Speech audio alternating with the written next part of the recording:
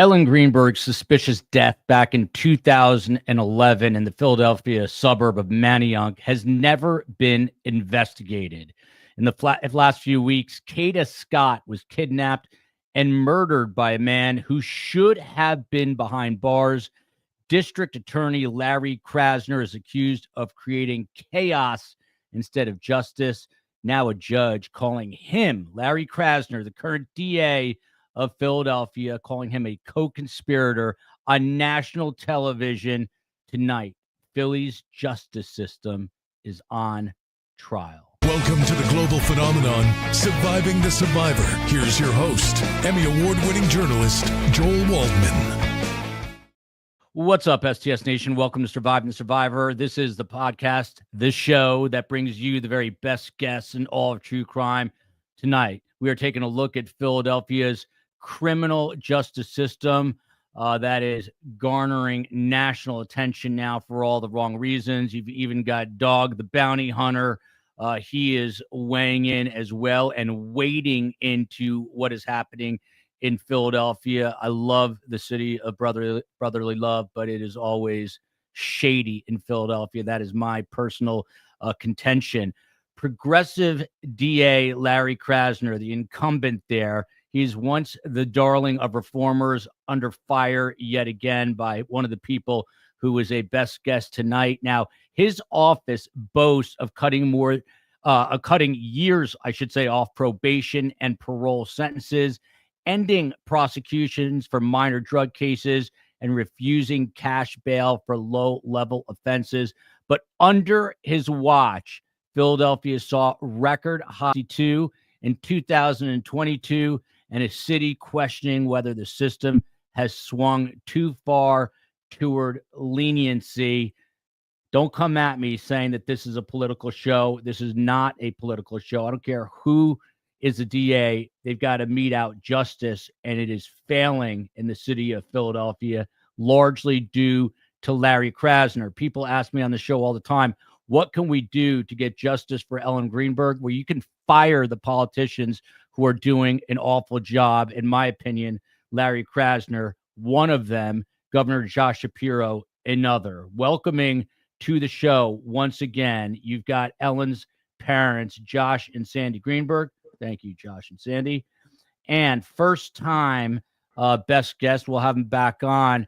This is veteran Judge Pat Dugan, who is also a veteran of the United States military, and he is running against DA Larry Krasner, and I want you to hear what he has to say. And if you're watching us in Philadelphia or the Commonwealth of Pennsylvania, you might want to think about voting for this man and changing the job role of Larry Krasner, who, again, in my opinion, seems to be failing the city. Last but certainly not least, this is a man with a lot of the answers. Guy DeAndrea, he found Ellen's file in a closet at the DA's office where he was a homicide prosecutor, and he has appeared before Judge Pat Dugan, once adversaries, now both best guests. Now, Judge Dugan, great to meet you. Great to have you on the show. People are going to come at me, and I'm big enough a boy to handle it. They're going to say, oh, you're turning this into some kind of political charade. You're bringing on his opponent. The election is a week away. And why are you doing that? Well, I'm doing that because this guy is a very credible person, military background, served as a judge, I believe, for 17 years. And he's very serious about getting justice for victims in the city of Philadelphia. Is this why, Judge, you've taken an interest in Ellen Greenberg's case? Absolutely, Joel. So I was a judge for 17 years, and I love being a judge. And I was actually one of those judges who you might want to label a little progressive, because I started veterans court. Recidivism rate was less than 10%. I started eviction diversion programs. 46,000 families avoided eviction. $300 million went to the landlords. But what I saw as a judge, I saw violent criminals not being held accountable under the regime of Larry Krasner. It's why I resigned in December of this past year, because the victims are being forgotten. Larry Krasner's policies are actually creating more victims. the University of Pennsylvania actually did a research paper that said Larry Krasner's policies are responsible for an additional 75 murders a year. Not Pat Dugan saying that, but Penn Law and University of Pennsylvania. And I resigned. And I resigned because of Kata Scott, who was a young lady who was recently murdered. And yeah, that happened months after I resigned. But I saw it in other cases that the media didn't grab attention to, because Kata Scott is a beautiful young woman. She was a cheerleader. Now all of a sudden everyone's talking about that case. But I saw the policies of the DA's office and what was going on there. And I decided I had to step up to help our victims in our city. And yes, while I'm out there running, I mean, I saw the Ellen Greenberg case. I'm from Philadelphia. I saw, the headlines over the years. I recently saw the documentary, and people started asking me, what are you going to do about that case, Judge? What are you going to do about that case? Well, to be completely honest, and I've met the Greenbergs on one of these shows before, and I wish I could meet them in person, because what I want to say is, what I want to do is to put fresh eyes on this matter. And I have not studied this case like Guy has, like the parents have. I have not looked at it like many of the viewers. I've seen enough to make me realize this needs to have fresh eyes on it. I will order, if I win this race, a top-to-bottom review with veteran prosecutors who've handled homicides and detectives. Get all the files. Get the Philly DAs, the Chester County DAs, the Pennsylvania Attorney Generals, all the autopsies, all the depositions, all the statements, all the investigators. And I'm going to put my head together with a good team, and then I'm going to review it and make a decision on whether or not this case should be reopened. I've seen all these other things, but I need to make sure I review it thoroughly before I can actually make that commitment. But I will review it. Tonight, I want to thank you, Judge. I want to get STS Nation involved. Please, if you have questions for any of the best guests, and they are best guests tonight, please put in triple Q in caps. Before I get to Josh and Sandee and Guy, look at this comment here from Intuitive Karen. The guy who murdered my daughter was murdered by a man who was let out 10 times by Larry Krasner's policies. Judge, I'd like you to respond to this person. I believe that person because, again, I saw it day in and day out. So in Philadelphia, my court, municipal court, I saw up to 70% of the cases that were charged. And by the way, the number of cases that are now charged in Philadelphia is reduced tremendously. I mean, we went from maybe 25,000 to 5,000. The numbers just dropped when Larry Krasner became the DA. And so those few cases that are actually charged, more than 70% of them are withdrawn by Krasner's office because they're not prepared. They don't contact witnesses. They don't know how to put a case up. This horrible case involving Kata Scott, there was video evidence of a man trying to break into a woman's house, and Keon King, the alleged murderer of Kata Scott, was on that video. So you had solid evidence to move that case forward at a preliminary hearing without the victim. The victim did not show up to court. The Commonwealth, Larry Krasner, rolled over. They withdrew the charges. They didn't refile the charges. They didn't put the video evidence up. They didn't even tell the judge or the sheriff that Keon King, the alleged murderer, actually had a new case pending, that there was an arrest warrant, a new arrest warrant for him. When Guy worked at the DA's office, they would jump up and down and say, Your Honor, we have an arrest warrant for this defendant on an additional matter. I would like the sheriff's or the police department to take him into custody. That doesn't happen under Larry anymore. And it's because he does it on purpose. He doesn't train his DAs on purpose. Not my words. I'm a witness to it, but the words of DAs who worked for Larry Krasner. No training. It's bizarre. And yes, I believe that person was killed due to Larry Krasner is a co-conspirator on many murders because of his ineptness and in doing this on purpose. Lisa Task here. Love to the Greenberg family from Australia. May justice prevail. Sandee, let me go to you first, and then Josh. What is it like now, all these years later? And look, I'm going to be the first to acknowledge it. Judge Dugan, who, by all accounts, and I've talked to people, say he's an absolute stand-up guy. I've talked to people I respect, but he is running for office here. But what is it like for you after all these years to finally get this sort of support? I mean, I assume it's disappointing that it took this long, but you're getting support from Larry Krasner's nemesis in this race, Dog the Bounty Hunter. People have mixed emotions about him, big figure. I have Nancy Grace coming on my show on Wednesday. What is it like for you to hear people now like Judge Pat Dugan speak about Ellen and other people's cases in Philadelphia? It's a revelation, but it's the truth, and the truth must be told. That's why Josh and I are fighting so hard. That's why we haven't given up. We're not going away. Things are in place for when we're not here, because we're fighting till the end. Yes, we are. Josh, you care to add to that? I think personally, the documentary we have that came out, the story about Ellen and what happened in rooms, whatever, and what happened has done more for us than everything else. I think the media has done nothing but keep us afloat, which is really a compliment. It's not a bad statement. And I think, like today, we spent over an hour with Dr. Phil And Nancy Grace. And Doc, I'm not sure about what Dr. Phil's background is, but he presented questions that you would ask in a case like this about somebody who committed suicide. Did Ellen stop taking care of herself? Did Ellen give away her things? Was Ellen this, that, whatever? I can't remember all the questions. All the red flags of a suicide victim. And no one has ever done that before.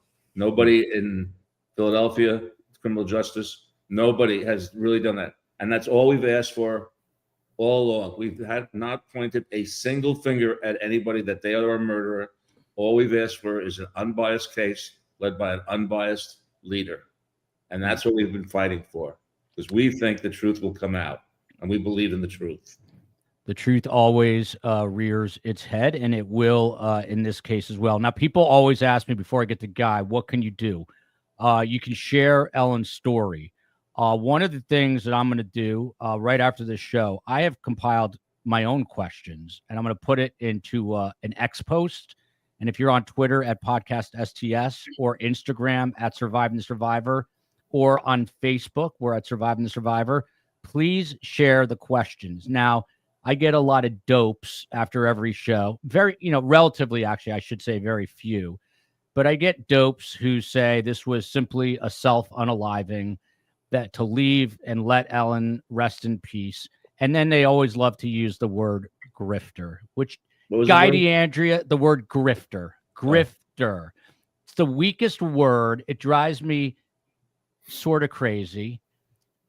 Let me just be completely transparent here. When we do shows on Ellen, which we do frequently, they don't get the highest views. And you know what? I don't care. I'm going to keep doing this story no matter what. I do not care. I care about getting an investigation for this case. I'm talking about Ellen Greenberg. And you see what's going on in Philadelphia with Kata Scott. So before I decided, before you come and call me a grifter, if you want to do that, answer every one of my questions on my X post tonight, which I will put out after this show. Please share it. Please share it far and wide. And I got to say, 97% of the people believe that Ellen's case needs to be investigated. The other 3% rocket scientists who have the answers to everything, answer my questions first. Sorry. The biggest thing I felt that Dr. Phil kept harping on with his red flags was, did Ellen have a future? Did she think in the future? Was she planning for a future? Was she planning for a future? And the answer was undoubtedly yes. She had filled up the car, which is not something somebody would do if they were committing suicide. She had done other things. She had packed as if she was going to leave. That's not somebody who has a future does. They stay there and they take the abuse, and that's what the end of it. But Dr. Phil had a number of these questions that I had never seen or heard. And Ellen did very well not being there and answering those questions. Steve Cohen, get on the horn. Let's get Dr. Phil online too. We'll bring him on the show right after Nancy. He's going to have to get in line, but we'll get him on the show. Guy DeAndrea, sorry to get worked up, riled up on a whatever night it is, Tuesday night. But if anyone knows about getting riled up, it's Philadelphia Phillies fans. Krasner, he admits here in this Kata Scott case, again, this is a woman who was kidnapped and murdered by a person who Larry Krasner basically let go. He admits, Larry Krasner admits his office made a mistake in one of Keon King's prior cases, but insists now that he's empowering reform, not enabling crime. Unfortunately, Guy, he's in a position, and the judge can respond to this as well. There's some jobs, like when you're a brain surgeon, you can't really make too many mistakes. Your patients aren't going to do well. Being the DA is one of those jobs. You make a mistake and you're letting a cold-blooded killer off, you're going to get a Kata Scott.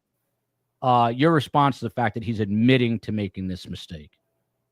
Yeah, so certainly people make mistakes. And Joel, to your point, there are jobs that you can tolerate mistakes and there's jobs that you simply cannot. And, I'm sure my grandfather stole this from someone, but, he used to say all the time with something like this, you're a day late and $1 short, right? You don't get to make this type of mistake when it is a preventable mistake, right? There are mistakes you can make as a DA, and we've seen them. I'll tell you, in my almost 9 years as a DA, there were very few things that would get you fired, very few things that would get you demoted. I will tell you right now, if you made a catastrophic mistake like this, because that's what it is, and I don't like to come down on people because we all have bad days, but this is not a bad day.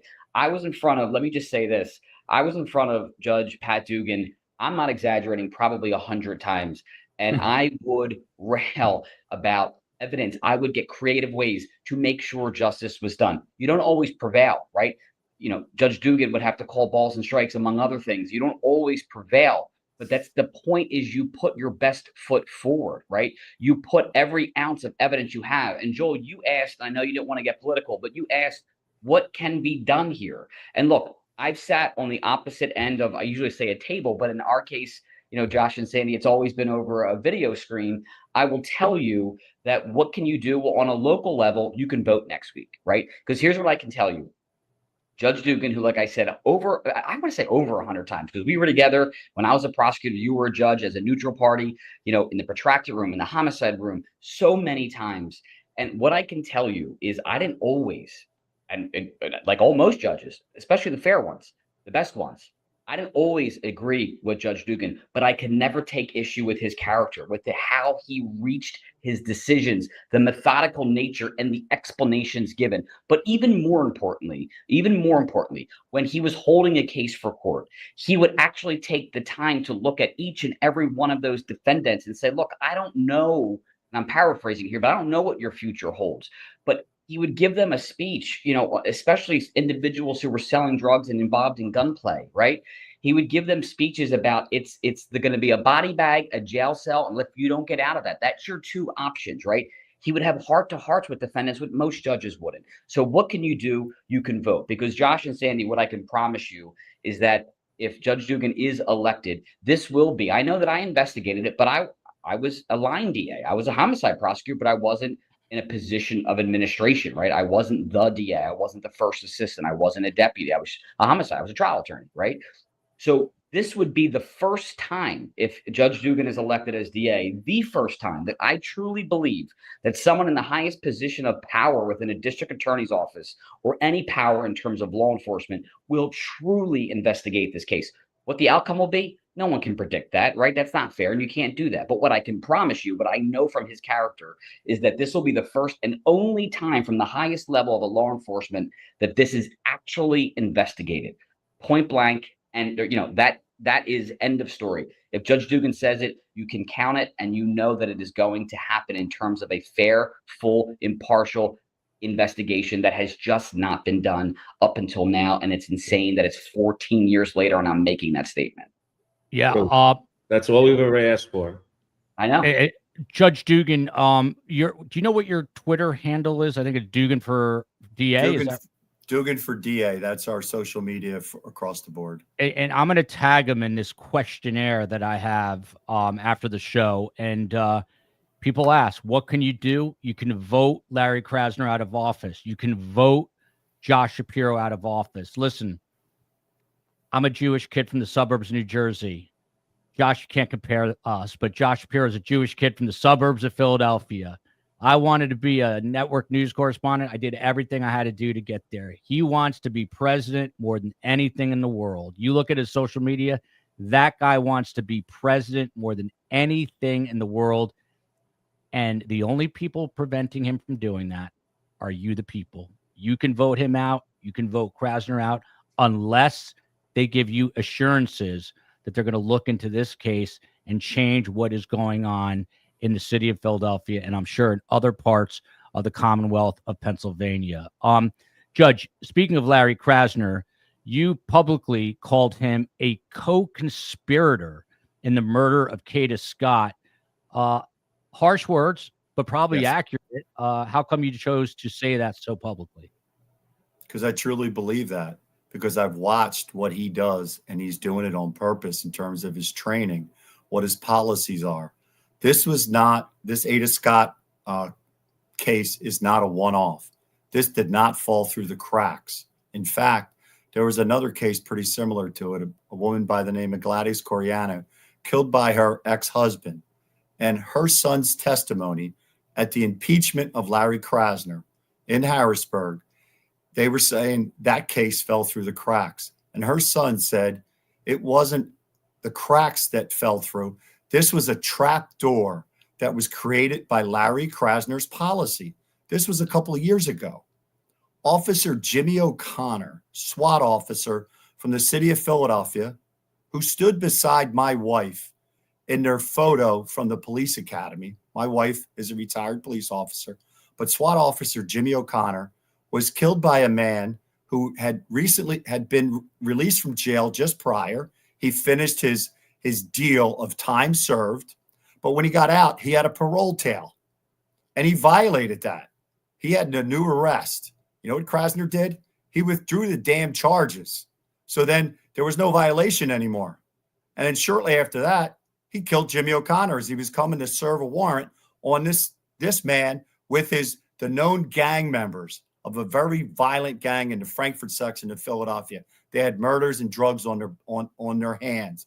Yet Krasner, his office did not pursue that violation. That's another one where I think his policies makes him a co-conspirator to that murder. What the University of Pennsylvania, I seen it. It is true. And I could go down example after example. The security guard at Macy's, the guy had a rap sheet taller than I am, mental health problems and all that. But because of the don't arrest anybody for retail theft, that man wasn't apprehended. And he came back and he was upset with that security guard and he knifed him to death. That man should have been locked up and put in a mental health program, but Krasner refuses to do it. That's on his hand as well. This is rampant in Philadelphia. Yeah. Look, I think it's something like 6-1 Democrats to Republicans. The interesting thing, Judge, I read that you were actually running previously as a Democrat. You're just switching parties simply to go up against Larry Krasner. Is that true? I mean, the point I'm making here is this is not politically motivated. This is motivated by doing what is right and trying to get justice. Am I correct about that, Judge? I believe it or not, I am running for office, but I am not political. I was a Democrat in Philadelphia. I'm still a registered Democrat. If you want to be a judge in Philadelphia, you have to be a Democrat. But so the Democrats, I lost. I finished second. The Republicans wrote me in, but 53,000 Democrats voted for me. 7,000 Republicans came out and wrote me in, which is a tedious task. Yet there was no reason for Republicans to come out. There was nothing else on the ballot, but they came out for me. So I'm the unicorn. I am not running as a Democrat or a Republican. I am running for everybody. I'm running for the R's. I'm running for the D's. I'm running for non-voters. I'm running for all Philadelphians and victims. I am truly not worried about the politics on either side. It's about the rule of law and protecting victims. and going after violent criminals who continue to commit violent crimes after Larry Krasner releases them without being held accountable. He withdraws the charges, and I want to put a stop to that. This is about justice for me. Thank you. Josh and Sandee, and Josh, I'll throw this one to you. I mean, there's some things that are very obvious, but we don't talk about them, and I'd like to do some of that tonight. Look at this photo. And by the way, Josh and Sandee sadly are used to seeing this picture. Imagine if this is your child. We generated that photo. We paid a lot of good money for that photo. Yeah. That gash on her head, we rarely ever talk about it. Josh, what is that? I talk about it. Yeah, what is that gash? That gash has nothing to do with a suicide. There's other wounds on Ellen's body, on her throat, on her arms, on her body that have nothing to do with the suicide. In fact, if we go back to what's his name? Cyril Wecht. Cyril Wecht, yes. Aside from saying women don't stab themselves anymore to commit suicide, Cyril Wecht said that this is just all bogus. There's no suicide here. Look at the wounds. How deep are any of those wounds? How many of them are going to kill anybody? The only two medical examiners that believe this is a suicide are the ones that were hired by the Philadelphia Medical Examiner's Office. Worldwide, world-renowned experts have looked at this, have made their deductions, and there's no gray area here. In fact, it's not a suicide. One of the things Wecht said, if you want to cover up a homicide, you make it look like a suicide. And that's what I said was done here. I never really sat down until a reporter from CNN came to our house and thought about Ellen's last minutes. Well, Ellen's last minute had a gash on the head. She had bruises on her throat. She had hands that had been restrained, so she couldn't fight back. And she had other wounds. A knife block on the kitchen, knocked over. Right, that's something else. But I'm talking about her wounds. And she had other wounds on her body. But these knife wounds, these 20 wounds, they're just flesh wounds. In fact, the medical examiner we had, or the forensic pathologist we had on the movie documentary, said suicide victims don't stab themselves in the back. She had 10 wounds in the back. And they were coming from different directions. How did she? They were mechanically impossible. How were those inflicted on our daughter? How were those inflicted on our daughter? Was she able to do that? No. So to me, this whole knife thing, this 20 stab wounds, is just a cover up.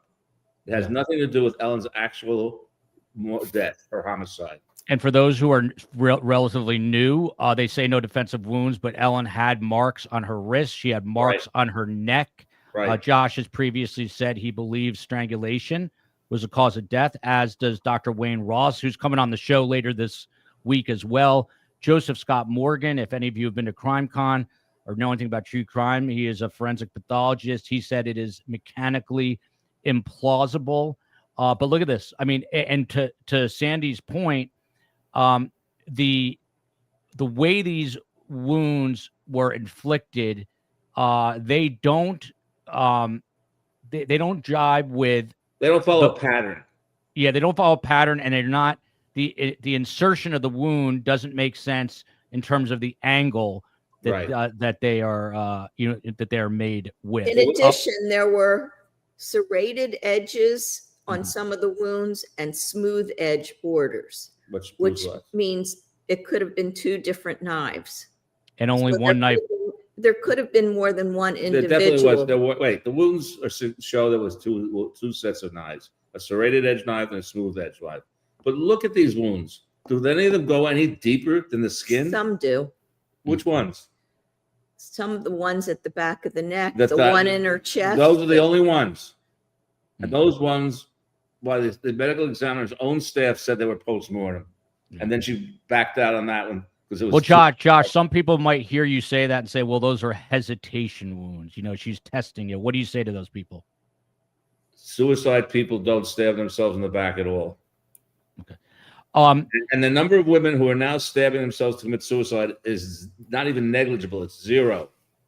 So the whole stabbing, and also if a woman stabs herself, she's going to rip open her blouse and the chest wound is through the blouse. So all these things are incongruent with what we would expect to find in a typical case. Now, typical does let you have boundaries, but this case is not. This case was a cover-up. We're looking at a cover-up and a waste of my money. And if you look at the crime scene, there are things that represent staging. Give us some examples. I'll give you the wrong way. Well, how do you get the wrong way blood?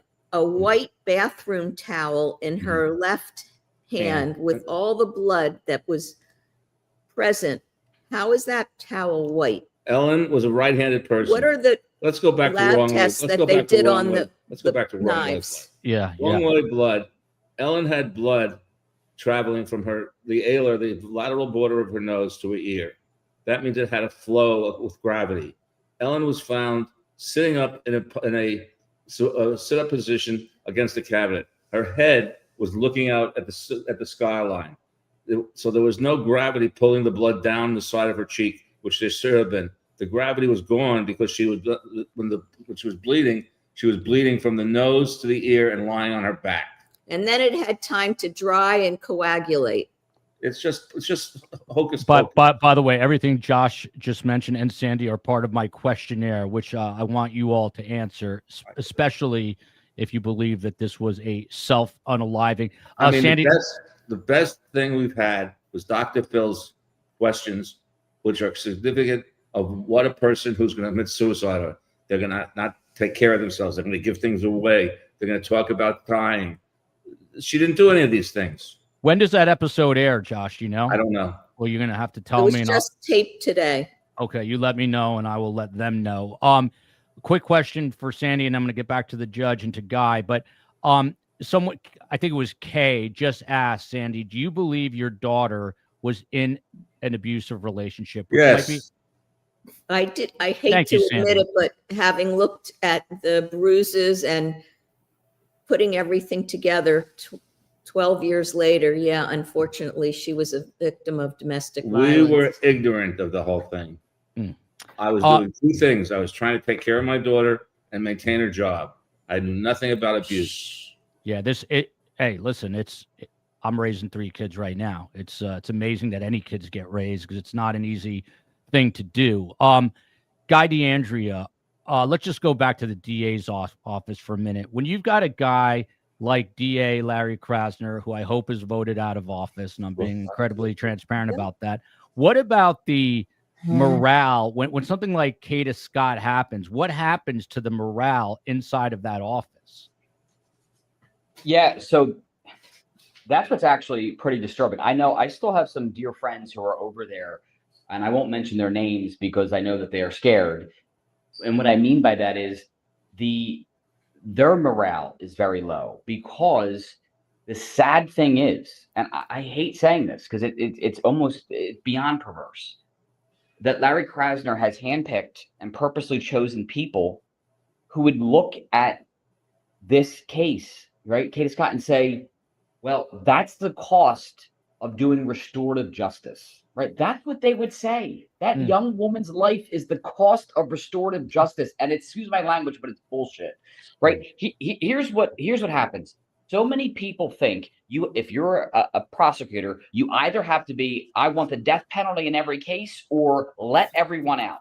And that is ludicrous, right? There is a ton of DAs who were there when I was there and who should be there now, who do what's right. And that's the truth. And that's seeking justice. And what justice means is keeping the community safe for as long as needed. And what does that mean? If you rape someone, if you kill someone, yeah, you should go to jail for a very, very long time. How long? You should go to jail until you are statistically unlikely to commit another violent crime, right? Period. End of story.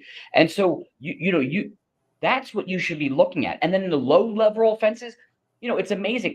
When Larry Krasner was touting statistics about he started Dawn Court, which was a program for a habitual, prostitution and making sure that these women who don't choose this don't keep this path going. He touted, reform for no longer prosecuting small amount of marijuana cases. And I'm like, wait a minute, I was there for 9 years. We were already doing that. Dawn's Court was already in place. We were already I cannot remember a time someone was prosecuted for a small amount of marijuana. The point is this. He ran on a platform that was, I'm going to stop sending people to jail who commit low-level offenses like all these current DAs, and we weren't doing it. But what we were doing is holding accountable people that killed people, that raped people, that robbed people at gunpoint. Abused people. Correct. And that's what you have to do. And just as we jumped to Larry, but also looking back real quick at that wound on the head to Ellen, just to bring it back to that for a second, Joel, I think very early on, I mean, I'm talking years ago when I first met you, I believe it was you who asked me of all the wounds when I was investigating this, which one was the most significant? And it was the one to the head. Because, we could argue all day about which ones are superficial, not. The one to the head is blunt force trauma. That is caused by someone taking a knife and smacking it over someone's head. And if you expect me to believe in the position that wound is entered, that someone self-inflicted that wound to their head, it is ludicrous. And then you tie it to all the other facts. And I don't know if you want to talk about the medical examiner's report. Yeah. Actually, I do. But I mean, this is something, Guy, and I'm getting worked up as I usually do on this story. I mean, we almost never. It's like you see that gash, but we're always talking about the stab wounds. Right. I mean, did she fall, Guy? I mean, was she? No, you just said she was stabbed. Look at that angle. Yeah. So what's Occam Razor say? The simplest answer is the most likely answer, right? Right. So look at the angle of this wound. Look at where it's at. What does that indicate to anyone who's looking at it? It means somebody attacked her from behind. Exactly. I think Josh and I have done this too many times together. Yeah, and it's like they chopped her head like a coconut. I don't mean to be insensitive, but that's literally what we are looking at. Like that wound is not consistent with a wound for Suicide. I mean, that alone, this alone, forget every other wound. This wound alone on the top of her head should be reason to investigate this case, period. Before I get back to the judge, and the judge is sort of the guest of honor. He is your honor. So, but a quick question, Guy, who went in front of Judge Dugan, as you heard over 100 times. The medical examiner now doubled down, which means nothing because this is just Philly being corrupt. But this is Lindsay Simon. While the distribution of injuries is admittedly unusual, the fact remains that Ellen would be capable of inflicting these injuries herself. My question to you, Guy, what does this medical examiner do to come up with this finding? I mean, she didn't do an investigation. She's going off of other reports. It's like playing a game of telephone. So she never called Ellen's psychiatrist even. Yeah. I mean, Guy, walk us through this. How do you put out a report if you're not investigating the case? This is based on nothing. Let's be clear. So when you make this statement, you must have a neuropathologist conduct the autopsy of the spinal column, right? The Philadelphia medical examiners, despite lying, and I don't say that word all, I don't say it lightly, they lied. They lied in the original medical examiner's report saying they had one done. We now know, not as guesswork, not as opinion, as a fact that did not happen, right? Right, didn't happen. So what's the significance of that besides lying in a medical examiner's report, which is outrageous? The significance is one, in fact, was done, right? So there is one neuropath that has done an examination of the spinal column, and they ruled and they decided, based on their training and experience, that the door was pierced, which would have rendered Ellen immediately incapacitated. So here's the question. The medical examiner who reevaluated this case, you're not a neuropath, and there's only one neuropath who did this examination. Why are you not crediting that? Why are you discounting that? You don't have the skill sets to do what that doctor did. And you, as a medical examiner's office, nothing, not one thing, Joel, nothing prevented the Philadelphia medical examiner's office to bring in their own independent neuropath to do an examination of the spinal column, which, by the way, they chose to keep for over 5 years, right? We could talk about the significance of that if you want, but they had the spinal column, right? They could have at any point, if they didn't believe the experts who evaluate the spinal column, they could have done their own, and they didn't. And then when they have the chance to evaluate an actual neuropath examination, they say, well, we're not buying that. Based on what? And I can go through the 7 major points. I mean, I don't know how much time we have about how each one of the reasons that this new medical examiner gave is absolute and utter disgrace and an absolute just I don't based Gibberish. on nothing. Yeah, Yeah. based on nothing. In fact, if I was the city of Philadelphia, I would have fired her right away because she did not do what I would want. I would want her to make it so strong that there's no conversation that we're having here, that we can't have a conversation to discuss anything. And she did not do that. She opened up the whole thing to more conversation. She said that Ellen had anxiety, and that's why she committed suicide. Very unlikely. Then we have the door latch, which we'll eventually get to. We're not going to be able to get to everything today. That's a whole other story. But Judge, to you, again, the distribution of injuries is admittedly unusual. The fact remains that Ellen would be capable of inflicting these injuries herself. I mean, I'll ask you or make the same point I just made with Guy. She is basing, it's like a game of telephone that kids play. You start with one phrase and you go down the line. She's just rehashing reports. There was no investigation done here. How is she coming to this finding, Judge? Teach me. So all I see is what's in front of me right now. And if I become the district attorney, I will do that deliberative process. And I will take all the evidence, what we're hearing tonight. I will look at all the reports. I will go back to Dr. Simon. I will go look at the depositions. I will look at the other autopsy reports, those files from the other agencies, bring everything together. And that's when, after due diligence with smarter people than me who've been involved with homicides, we get together. That's when I can make the determination. Yes, I could give my opinions right now, but for me, I'm looking at what should it be if I am the official district attorney, and I have to have some deliberation on it. So I'm not going to conclusions. I'm going to do this for 14 years. And yes, sir.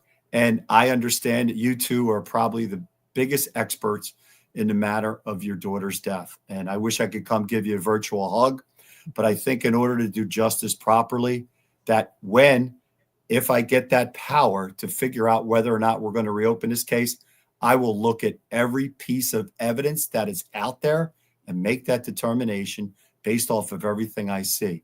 I mean, obviously I'm seeing some things tonight and I've heard things before. That wall, those bricks are being built, but I have to look at all the material. We now have a verification by Dr. Osborne that he has more evidence that proves this is not a suicide.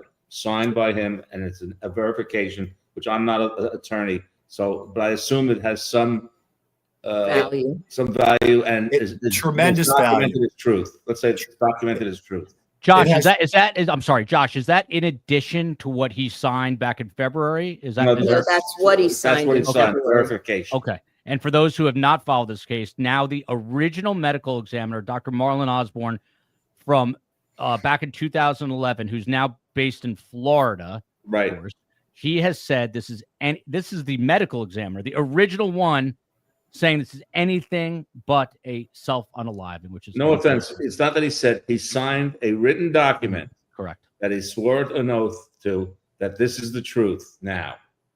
Yeah. Judge, how do you define this? The comment here from Jomar, it's corruption. That's the only answer to your question, Joel. Is that what is happening in Philadelphia? Is it corruption, Judge? I mean, this was, again, for people who are just learning of this was originally ruled a homicide. And then there was a closed door meeting that was not documented. I repeat, not documented for the record, a closed door meeting. And after that, it was changed. I don't think it was undetermined. That's what I think it was. Suicide. But to a suicide. So, I mean, Judge, how do you define this? Is it corruption? Is it something else? Again, I also understand that somebody was given immunity that was in that closed door meeting. So it's certainly something that has to be looked into. Again, the role that I have, I would have to see all the evidence before I can use that corruption. I can't do that as somebody who's trying, even if I was the DA, I got to see the evidence. If it is corruption, I will call it out, but I have to do the deliberation. Right. I have to review the evidence. Look, everyone's different, but you see Janet Norris brave enough to announce this in the show, been on an antidepressant for anxiety for 20 years, even on my worst days, has unaliving myself ever. It is not She entered her wasn't on mind. antidepressant. Yeah, She was on anti-anxiety. a drug for anxiety. Yeah. And by the way, I had Ellen's best friend and 2 other good friends who said that Ellen could not even get a bikini wax. Why would she ever choose a knife as a method to do this? Now, Well, Judge.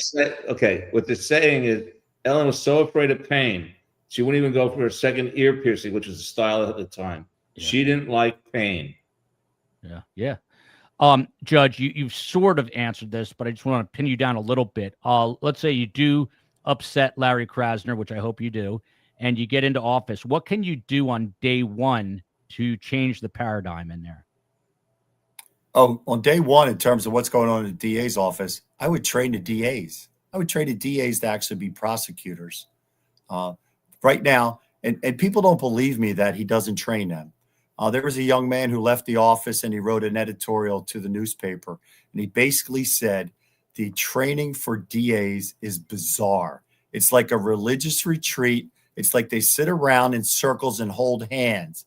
Nothing to do about prosecuting. Yes, exactly. Let people out. You know how much money it costs to send people to jail. But how do you cross-examine a witness? How do you do things like get a rapport with a victim?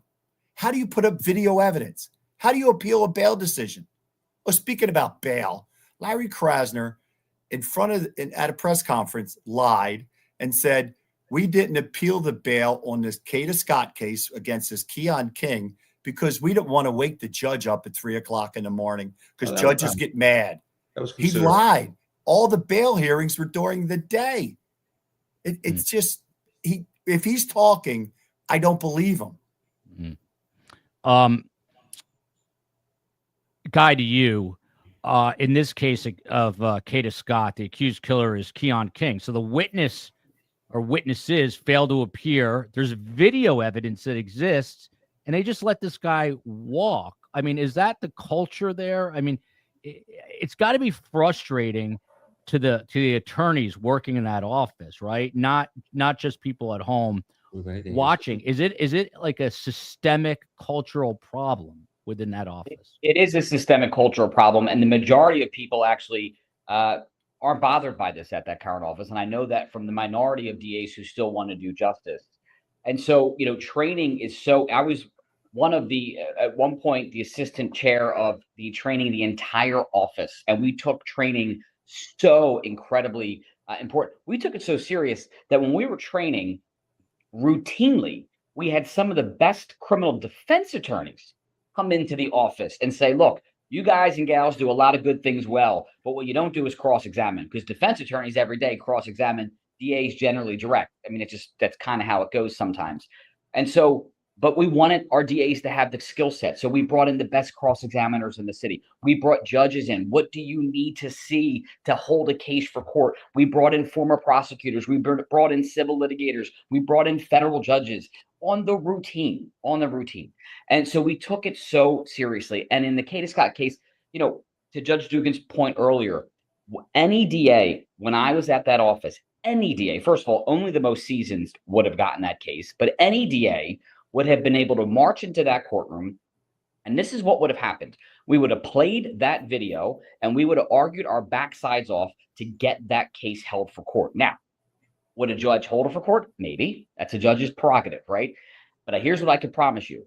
If a judge didn't, and Judge Dugan sort of referenced this earlier, if a judge kicked the case, victim didn't appear, some judges would do that. Minority of them would do it, but some would kick the case without a live victim for a preliminary hearing. You know what we do? Before that defendant hits the street, we already have a new arrest warrant for that defendant. We're refiling those criminal charges because we know how dangerous that person is. That's how serious we would take it. We would have a DA, if I'm in the room, this is looking like it's going sideways. Like, they're already calling back to the office. This defendant's going to be let out. This defendant's going to be let out. They're already working on the paperwork, and our officers who, we work with routinely are ready to rearrest, right? That's how serious we took the safety. And it wasn't so that we could put a feather in our cap. No one gave a shit about any individual DA. It wasn't about praise. We made $48,000 a year when I was a DA, right? No one cared about money. It wasn't about praise. It wasn't about how many stats. I couldn't tell you what my stats are. It wasn't about stats. It was literally about, and I mean this from every ounce of my body. I don't want to swear on my mother's life because she's my favorite person in the world, but on my mother, right? On my mother. All we wanted to do was not only keep our city safe for everyone, we wanted to keep it safe so that any visitors who come here, anyone who walked our streets, knew that Philadelphia was as safe as it can be, because not every, you can't be perfectly safe in any major city, but as safe as it can be. And we wanted our citizens to allow in any neighborhood, what's good for the main line needs to be good for the people on Broad Street, right? And that's why I live off Broad Street, that's the main line. And so what you need to be able to sit on your stoop if you have children and know that those kids can play and not have to worry about gun violence, about drug dealing, all those things. That's all we wanted. This current regime that is in there right now couldn't care less about that. It's the opposite. It's chaos. It's destruction. Why? I don't know. There's no good motive. It's a sick motive. But the narrative is told that we are letting people out of jail who were wrongly placed in there. And it's total and utter BS. Yeah. Sandee and I go ahead, want Josh. the city of Philadelphia to know that if Ellen's case is what we think it is, there's an female abuser and a murderer on the loose. Think about that. Yeah, it's scary. It's scary. Julie Frew, one of our amazing mods, the apartment was released. Crime scene professionals cleaned up. Ellen's laptop and phone, journal, and other personal items were taken by Sam's family. Law enforcement did nothing to investigate. All true statements. The word chaos, I'll come back and ask the judge about that. But Guy DeAndrea, this closed door meeting, it's supposed to be documented. It's not documented. I don't think I've ever heard that someone was granted immunity. What do we know about this closed door meeting? Very little, I assume. Nothing. Yeah, it's true. Very little. And you have to remember when I first started looking into this in 2015, I had some very basic questions, like walk me through, from a very basic level, how this went from homicide to suicide, just on its face. Just give me the answer, right? Is there a definitive answer? And I think I've told you this before, Joel. I know I told other people. There was a conclusive, this is the reason, not a reason. This is the reason this went from homicide to suicide. So I said, let me hear it. And they said, because the door was an old-fashioned deadbolt that locked into the frame. It wasn't a deadbolt. Well, I know. That's the point. No one could come or go, right? That was what they said. That's the reason. And when I hear that without seeing the photos yet, I go, oh, well, of course. I mean, if that's what it was, if I had one growing up, if you have the old-fashioned deadbolt that goes into almost a steel frame and it locks from the inside, of course no one could get in from the outside. And if she was the only one in the apartment, as crazy as it is, it was suicide. Then you look at the pictures, and then within 30 seconds, you go, well, first of all, this is not a deadbolt. Second of all, it's not even close to any form of deadbolt I've ever seen. It's a hotel latching mechanism that anyone who Googles it, looks at it, or even experiments it with themselves, if they have one, can open and close this thing about 30 different ways from outside of the door where it locks. It's that simple. So when I went back and said, well, wait a second, this isn't a deadbolt. And I get it. The latch in and of itself doesn't make this any more a homicide, but it certainly doesn't make it a definitive suicide. So if that's what you're basing it on, this is wrong. So at a minimum, we need to move this to undetermined right now while we continue the investigation. And then it was just, well, it's not just that, but you told me last week that that's the only reason that this went from homicide to suicide. And all of a sudden it was a ton of backtracking. And then it was excuse after excuse. And every time I'd come back and say, well, that doesn't make any sense. Like that's not a real, right? There's no defensive wounds. Well, yes, there are on her wrist and neck.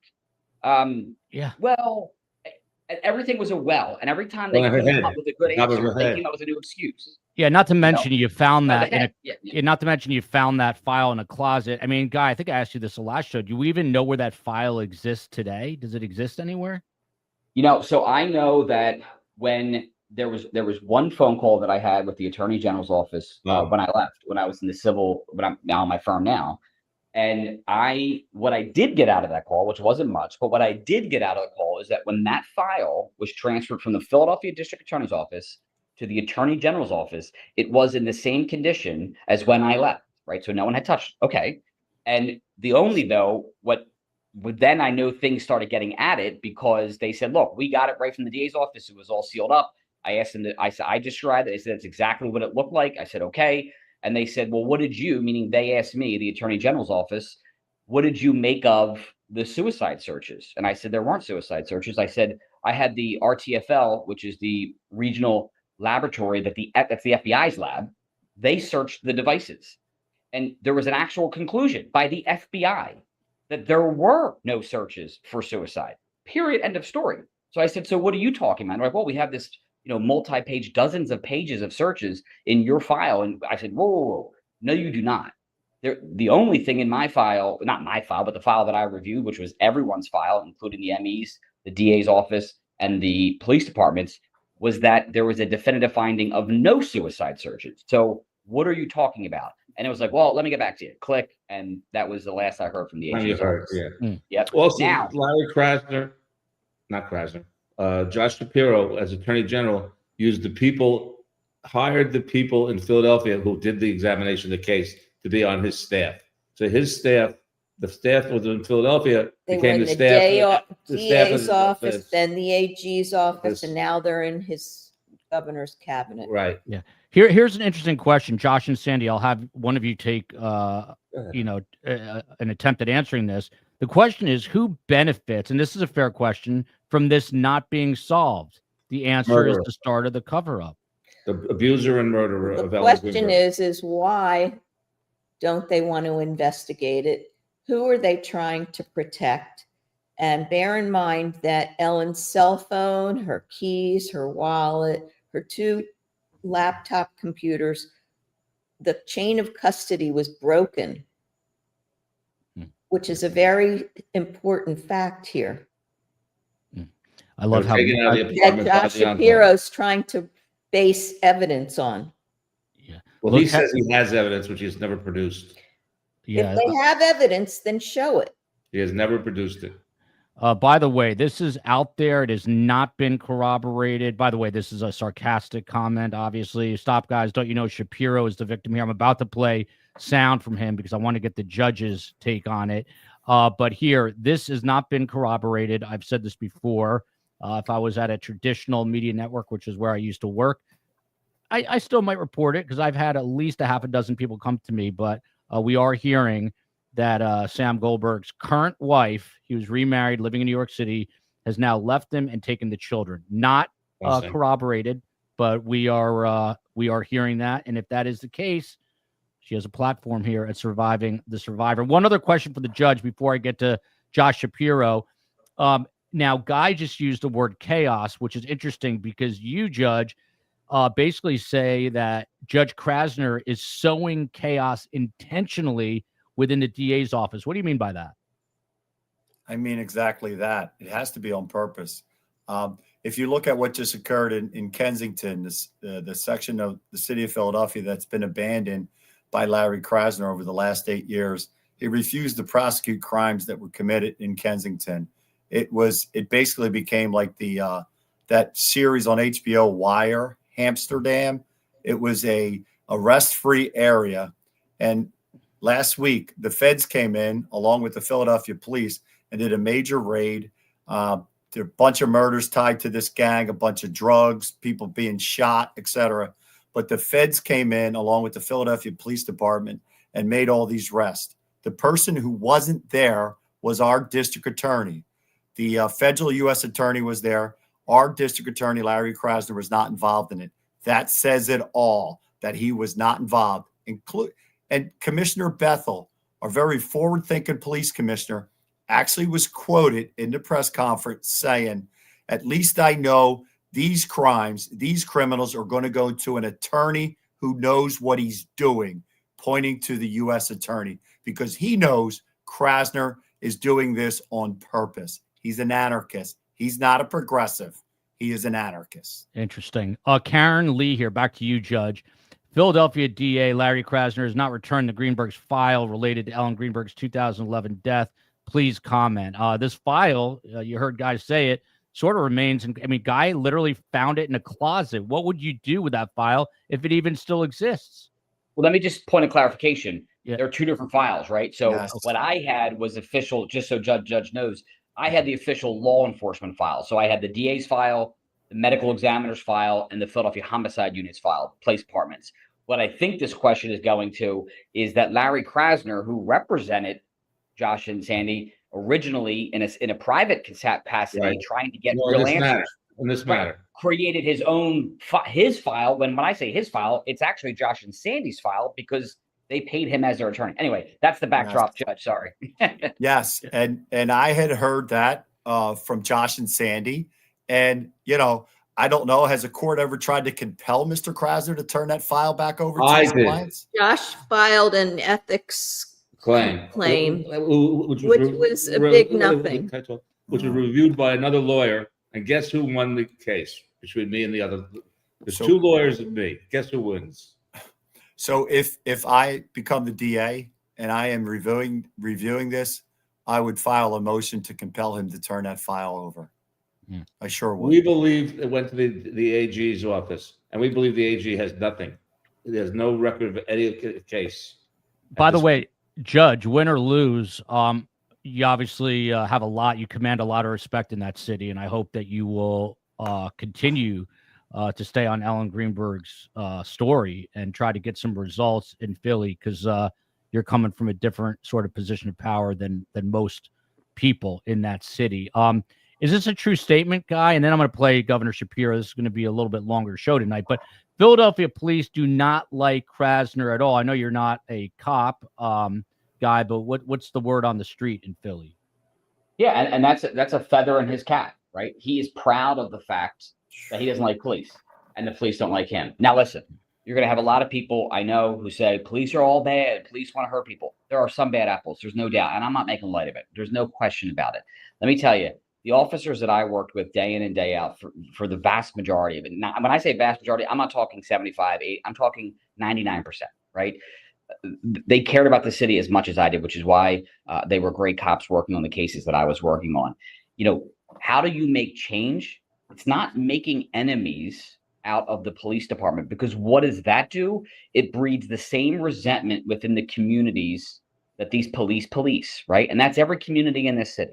And so how do you bridge the gap and the divide, which we often see? And I understand it. I really do, especially in the communities of color who experience and interact with police officers. It's not when the DA brands them as the enemy, right? It's by community policing. It's by having different agencies in places in the different neighborhoods to bridge the gap, right? To put, human beings together, to have an understanding, right? That this doesn't have to be so much animus, but by creating this, it's that additional, we talked about this word a lot, but it's just constantly adding chaos to this pot and almost standing back and laughing as it's happening, when he's also trying to paint the picture of riding in on the white horse, right? As the savior of the city, when really what he knows that he's doing is burning it to the ground. Sandee, Lisa Cox, why won't they give Ellen's journal to the parents? Is this true? Do they have a journal in their possession that they will not hand over? They have her glasses, her journal, her Ugg boots. That's an absolute disgrace. I know that's Guy. I mean, that's evidence, right? But after 14 years, if you're not going to investigate after 14 years, give the journal back, right, Guy? You don't get it both ways, right? So as a city, you don't get to say it's evidence. Evidence of what? Because suicide's not a crime. So right, if that's what they're saying this is, well, then this is not a case. It's not open. It's not active. So what's going on here? It goes back to also, Joel, why did the medical examiner's office, and this might seem like a nothing point, but why did they keep a piece of Ellen's body for 5+ years? Meaning, think about it. We didn't even know it. Right. Well, I found that out when I started investigating. If you have 8,000+ bodies, I don't even make light of it, but when you have 8,000 human beings who have passed away one way or another going through the medical examiner's office every year, and that's a low number, every single year for 5 years, are you telling me that they've kept 40,000 body parts, right? If you do the math, of course not. There's no place for it. So why did you keep a part, the most critical part, by the way, in this whole case? Why did you keep a part of Ellen's body if you didn't think something nefarious was going on behind the scenes? It makes absolutely zero sense, right? Evidence. I don't think I knew that till tonight. So Larry Krasner and Governor Shapiro, if it is a self-unaliving, why are you holding on to Ellen's Uggs? Why are you holding on to her journal? Why haven't you handed it back? And to Guy's point, why are you holding on to a piece of her spinal cord? Why? Okay. We have the judge here now. Judge, this is really for you. We played this multiple times, so I want to get your word on this on the record. I don't know what is going on with Governor Shapiro. I know that he went to school with Sam Goldberg's uncles. James Schwartzman has a daughter. They went to the same school. There's a connection, familially in that regard. Politically, I honestly don't know what Josh Shapiro is trying to hide. This question is from Brian Etten of News Nation. After the fact that Marlon Osborne, the original medical examiner, said this is anything but a self-unaliving, and this is the governor hemming and hawing and feeling sorry for himself, saying, "Oh, you can lash out at me." Let's take a look. Well, look, I don't think I should speak for the city of Philadelphia and why they chose to make the decision they did, but let me just offer. He speaks about everything all day in every corner of the Commonwealth that is good for his resume, but now he shouldn't speak for the city of Philadelphia. I don't know that I'm going to make it through this whole thing. Maybe some broader comments. First off, as a father of four, my heart breaks for the Greenberg family. All right. No parent should ever have to bury a child. And this is a case that I inherited as Attorney General that occurred, if memory serves me, about 6 years. If memory serves me, this is the biggest gorilla on this guy's back, albatross. And if he doesn't get it off from around his neck, he's not present. This guy knows every detail of this case inside and out and backwards. Prior to me even becoming Attorney General of the Commonwealth. And it was a case that was put on my desk after the city of Philadelphia ruled that Ellen Greenberg died by suicide, not by homicide. That wasn't my decision. That was made years prior by the city of Philadelphia. The case was then sent to the Attorney General's office for investigation. And we looked at every possible angle. There's nothing I wanted more than to give these parents some finality, some answers, some clarity. And we received more evidence, more information during the course of our investigation that sadly didn't show what they wanted it to show, but actually rather pointed to more data, more information that pointed. What is, I mean, Josh and Sandee, what is the more evidence? He never showed it. In fact, when he first, the AG got the case, I went to the district attorney, I believe it was, for the U.S. government, and they said, "Who did they hire?" I said, "What are you talking about?" He said, "The attorney general does not have the capacity or the ability to investigate a murder case. He has to hire somebody to do it." By the way, this guy has a memoir coming out because he has such a storied career. That's going to be interesting. Yeah, it was going to be real interesting, Josh and Sandee, is when I bring you to a book signing, which is what I want to do. And maybe the judge and guy too. I was going to go to Philly next week. I'm going to wait till this book comes out. We're going to show up at a few of these signings. Toward a suicide. So at some point, the Greenberg family asked that we no longer consider the case. And under the Commonwealth Attorneys Act, I have the authority. Did you ever say that to him? No. Why are we sitting here? And we've reached out to him in his office, and no one's ever responded. Not only that, the Greenbergs go to the same synagogue as the governor on the high holidays, Yom Kippur, Rosh Hashanah, and the governor is hid behind his security detail to avoid They pulled me away. Pull Josh away. I had the authority as Attorney General to transfer that case to a neighboring district attorney, and I did. We transferred it to the Chester County District Attorney, if memory serves me. They looked at it for a couple of years, and they found the same determination as well. They did not. There was no evidence there that supported a homicide. There was no evidence there. Josh, what happened with Chester County? They made it inactive active. Yep. The guy was a young and then back to inactive, correct? Right. So they still have it, so they can make it active if they have to. I need to get Dr. G to do a body language analysis here, but let's keep going. Supported any sort of criminal charges against anyone else. and they closed the case. So over the span of whatever it's been, over 10 years, over a decade, you've had 3 or 4 different law enforcement agencies look at it and come to that same conclusion. The city of Philadelphia were the ones that began this process when they determined the cause of death. That's on them to explain why they determined that. That had nothing to do with the Attorney General's office or any district attorney's office. I'll end this, where I began. My heart really does break for the Greenberg family. Thank you. And I know that, some, maybe feel that lashing out at me in the media is helpful to You their don't cause. lash out at anybody. I'm not going to stand in judgment of them. These are parents who are grieving and We don't anguished, lash out at and, anybody. We don't again, point any I think no fingers. parent should have to bury a child. Lashing out isn't going to change. All right, I'm done with him. The truth will. Yeah, Judge, what do you think is going on here? Again, there is a connection between Sam Goldberg's uncle and Josh Shapiro.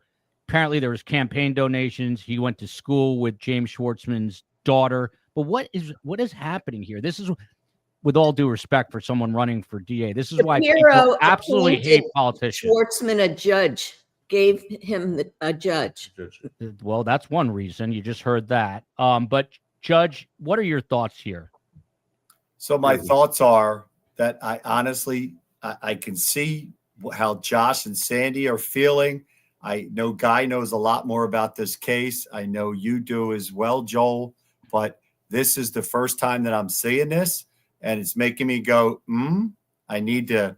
So if you're, well, it's just for me to make a determination on the governor, I can't right now. And if I'm in that position, I will look at it. I don't care if it's the governor, the president, don't care who it is. If it's something to do with justice and doing it the right way, then I'm not worried about making anybody angry. So, but I have to sit back and look at everything. I need to read these reports. I need to see that file that the governor saw. I need to see the file and what made Chester County say what they say. I want to read those autopsy reports before I can make a determination on what I think is going on here, including some of the things you just said about the governor and his connections and whatnot. Yeah. And Joel, can I say something? Yeah, please do. Yeah. So, listen, real prosecutors, people who actually are trial attorneys, who are in the trenches, who are trying cases. And look, I'm actually not taking a shot at the governor, right? That wasn't his role, right? He's not a litigator. He's not a trial attorney, right? It's just not his role. And I'm not making fun of him. It's just not, right? But if you're going to get up there and give a speech like that, or any DA's office who's investigated this is what you must do. And this is an oath you must take. If you're going to make these decisions, and I had to do it every single day when I was working with survivors and victims of crime, especially families of homicide victims, right? Sometimes you have to make a decision that this is not first-degree murder. In fact, sometimes you have to say, in looking at a case when the family wants first-degree murder, which is a life imprisonment sentence, actually the evidence shows that this is manslaughter. And so you have to bring that family in, and it is a horrible conversation. Let me just tell you that right now, and I've had them. It is not good. But here's what's good, and here's what you ultimately get from those families who want to, if you want to use the word lash out, scream and yell at you for hours, maybe days, maybe weeks. But here's the reality. What every one of those families, for the most part, have said after the fact is what they appreciate it more than anything else. And I'm not patting myself on the back, because I think this is how every prosecutor should be, is the transparency. So if you want to say, we've investigated this, we found evidence, a lot of it, that shows, in fact, that Ellen killed herself. Okay, then present it, right? Tell us the reasons why. When I sat down with families and said, why am I changing this from first-degree murder to manslaughter? I'm going to walk you through the evidence if you'll sit and listen. And I'm going to walk you through the legalities and the law that applies in this case and tell you why I'm making this decision, albeit not the decision you want to have reached. And that's what you have to do. You can't just stand up there, and I'll talk about the R's too. You can't, you can't just stand up there and do a Trump thing where you just say words that don't have anything behind them, right? You have, if you say you have evidence, great, show it. Because prove everyone wrong who has looked at the actual evidence that we know to exist. Prove us all wrong, right? What is the harm in doing it? Why not? That's the biggest question. If there's that evidence, why not present it? Excellent point, and I would love to see that presentation. I don't think it exists. Since the judge is relatively new to the case, we've heard this before. I'm going to play a snippet of this. Judge, you will notice this is a 911 call now. 2 minutes into this, there's a revelation, roughly 2 minutes. The floor with blood everywhere. What is the address? 4601 Flat Rock Road. Please come help now. 4601 Flat Rock Road. Is it the house or apartment? Oh no. Oh no. Apartment. It's an apartment. What apartment number? Please hurry, Where please. is she bleeding from? I don't know. I can't tell. No, sir, you have to calm yourself down in order to get you some help. I'm sorry. I don't know. I'm looking at her right now. I can't see anything. There's nothing broken. She's bleeding. Ellie. You don't know where she's bleeding from? Can't tell where the blood's coming from? I think her head. I think she hit her head, but it's everywhere. It's everywhere. She might have fallen. Do you know what happened? She may have slipped. There's blood on the table. Her face is a little purple. Okay, hold on for rescue for her. Stay on the phone. I think she's bleeding from her head. You know how much a 5-inch wound, a gash like that on a head bleeds? I've seen a few UFC fights.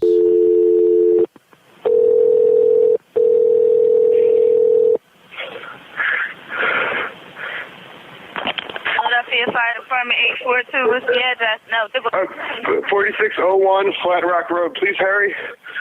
4601 Flat Rock? Yes. What's wrong?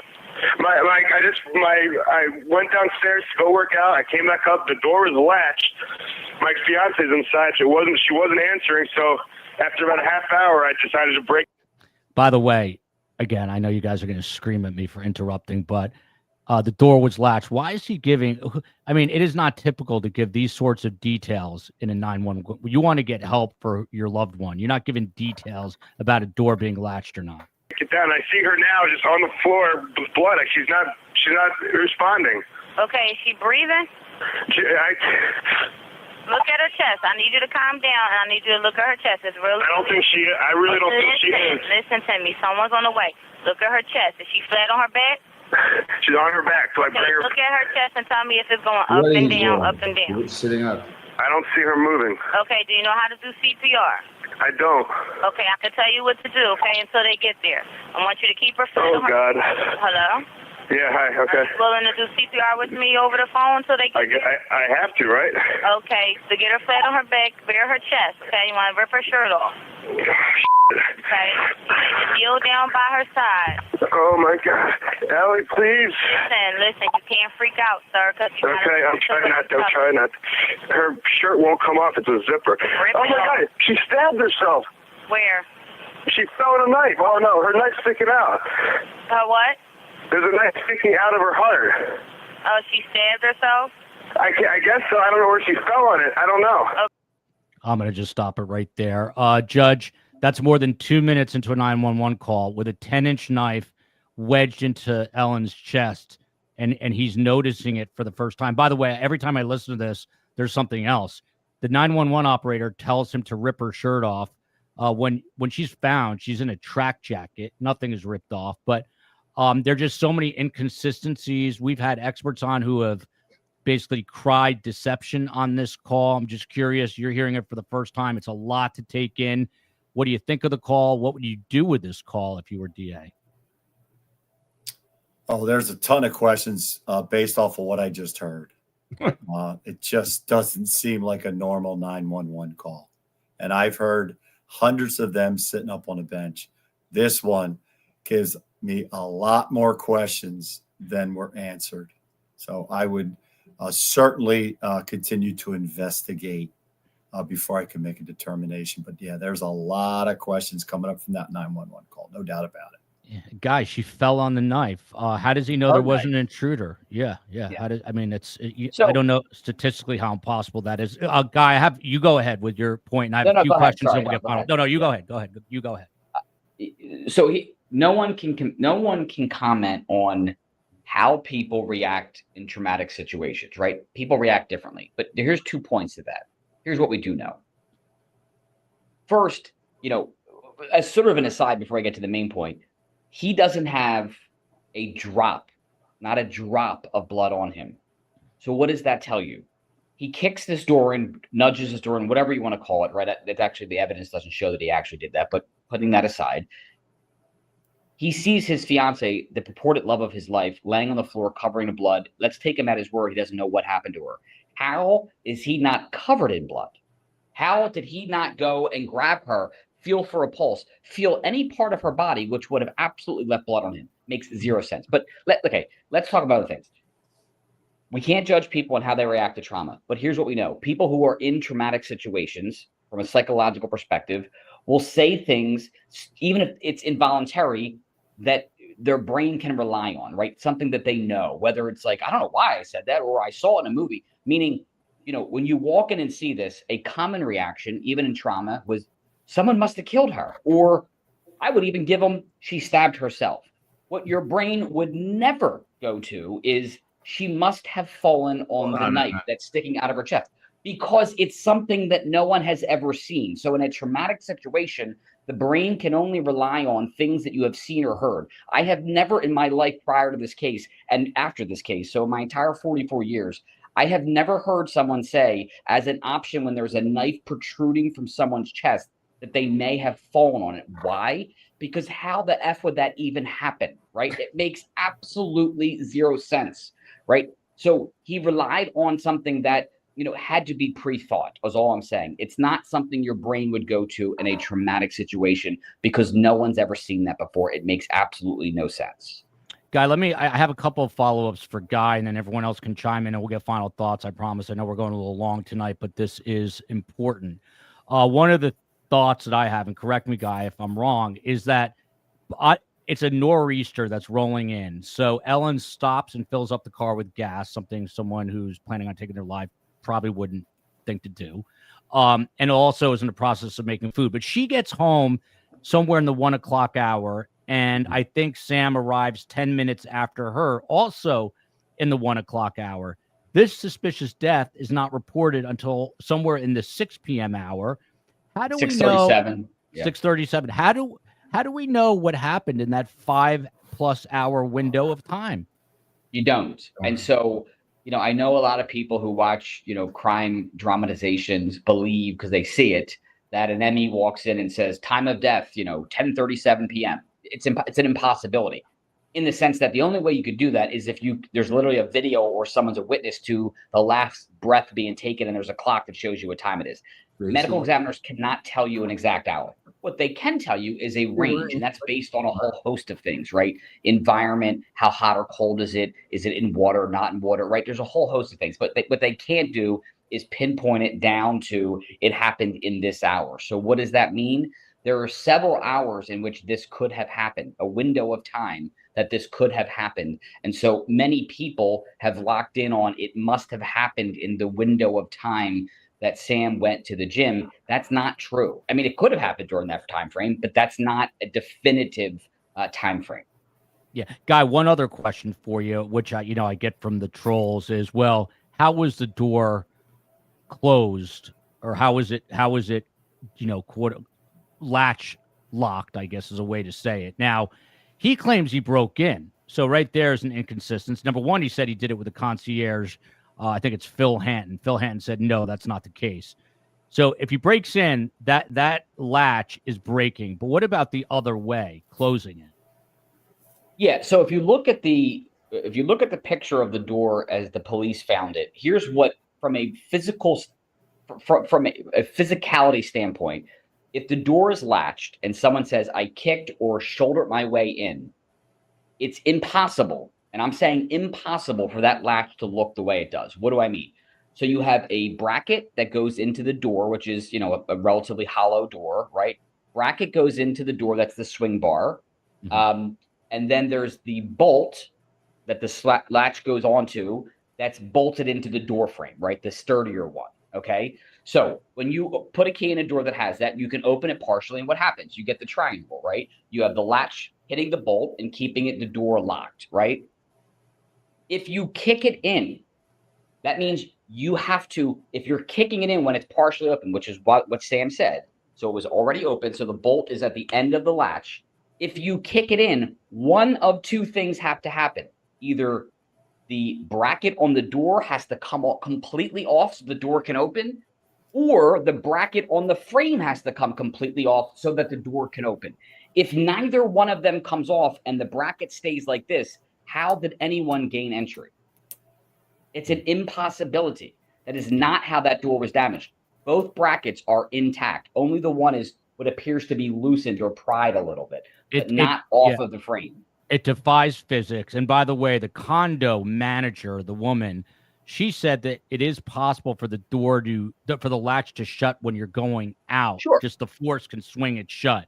But going in, it defies physics to do what he says he did. With that, correct. We're at an hour, 25 minutes, 39 seconds. Guy DeAndrea, all around fantastic human being, victims' rights attorney, but he was once a homicide prosecutor within this plagued DA's office of Larry Krasner.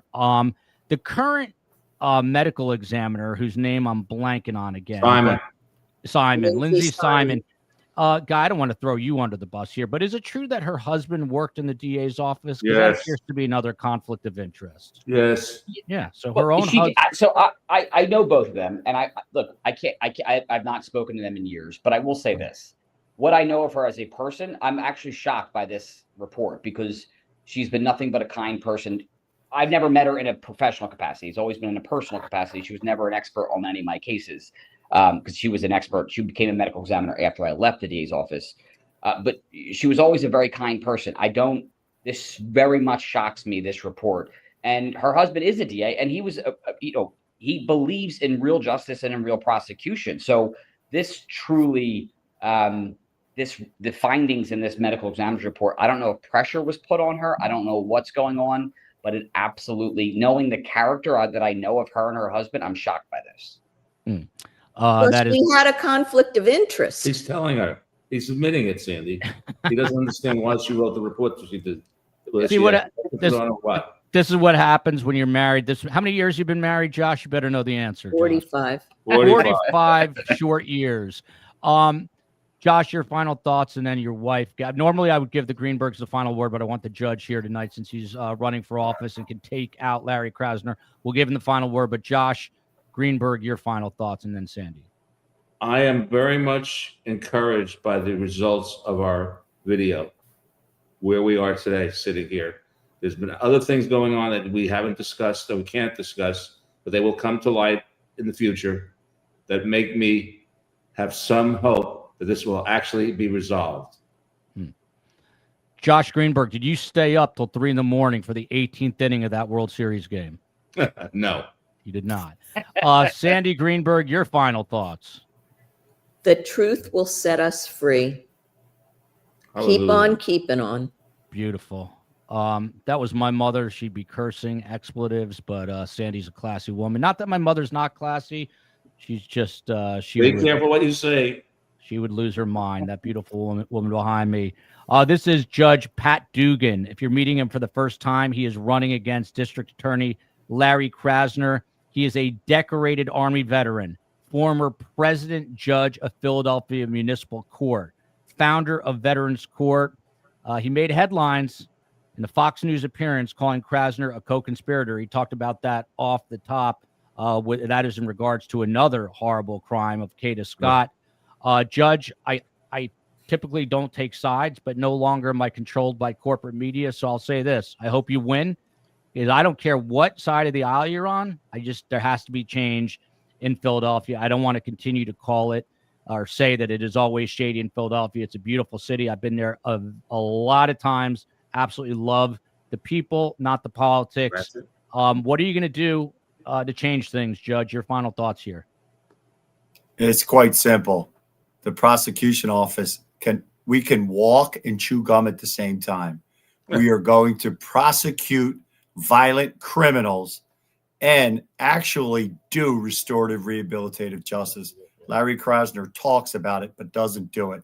But I want to put violent criminals away. There you go.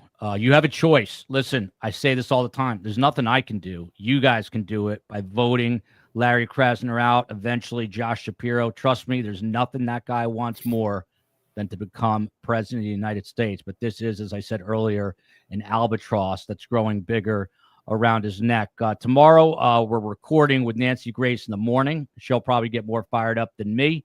And we've got some pathologists, not some pathologists. We've got Dr. Wayne Ross coming on with a private investigator, Tom Brennan, later in the week.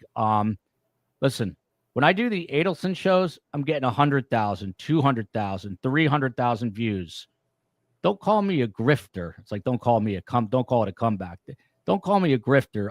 I want justice in this case. I don't care if I get 3 views, but I'm asking you on behalf of the Greenbergs here, please, if you're on Twitter, if you're on Instagram, if you're on Facebook, please share this or share anybody else who's doing this story to continue to get the word out. I'm going to put out a list of questions on X tonight. I've already tagged the judge, and I will tag everybody, including Justice for Ellen Greenberg. And please share that tweet. I'll put in a link to this show as well. And on that note, have a beautiful night. Love you, Philly. Love you, Harrisburg. Love you, Florida. And let's get justice for Ellen Greenberg. Guest, do me a favor. Stick around 1 second.